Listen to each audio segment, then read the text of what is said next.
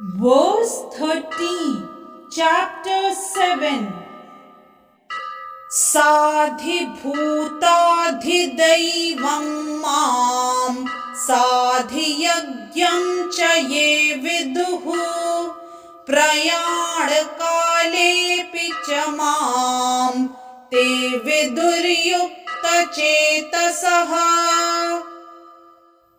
In this verse, Sri Krishna says to Arjuna, those in full consciousness of me, who know me, the Supreme Lord, to be the governing principle of the material manifestation of the demigods and of all methods of sacrifice, can understand and know me, the Supreme Personality of Godhead, even at the time of death.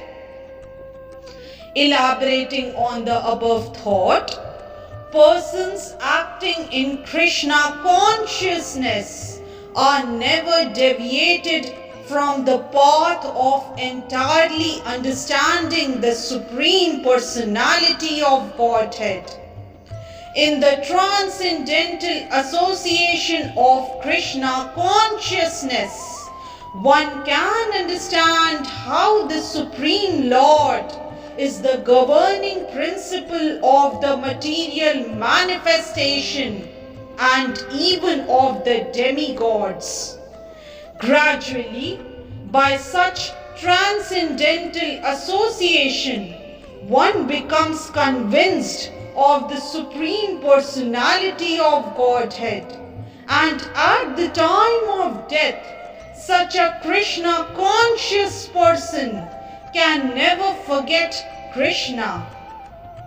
Naturally, he is thus promoted to the planet of the Supreme Lord, Golok Vrindavan.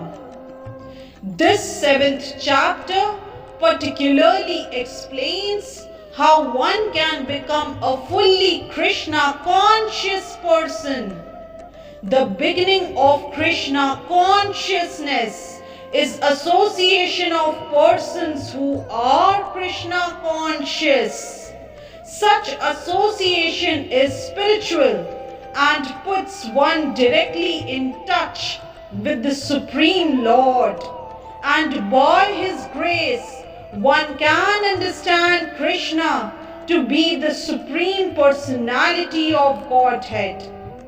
At the same time, one can really understand the constitutional position of the living entity and how the living entity forgets Krishna and becomes entangled in material activities. By gradual development of Krishna consciousness in good association, the living entity can understand that due to forgetfulness of Krishna, he has become conditioned by the laws of material nature. He can also understand that this human form of life is an opportunity to regain Krishna consciousness, and that it should be fully utilized to attain the causeless mercy of the Supreme Lord. Many subjects have been discussed in this chapter.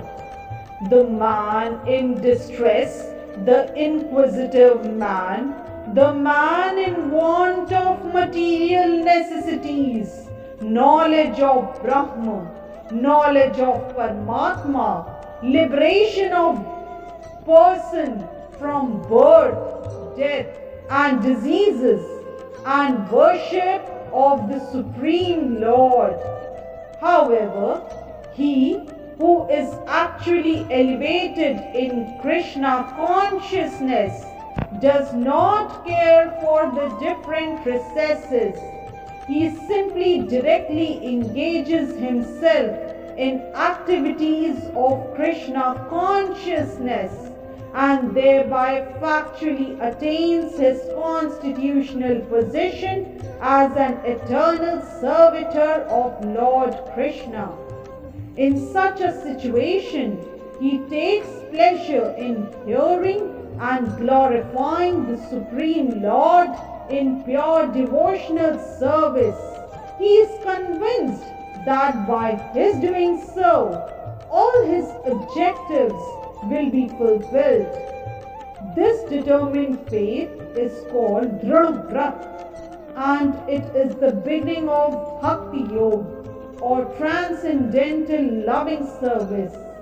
That is the verdict of all scriptures. This 7th chapter of the Bhagavad Gita is the substance of that conviction. Thus ends the Bhakti Vedanta purports to the 7th chapter of the Srimad Bhagavad Gita in the matter of knowledge of the Absolute. Hence, verse 30 of chapter 7 is explained. Jai Shri Krishna. If you like today's video, please do like, share, subscribe and comment on the channel Mystic Faith.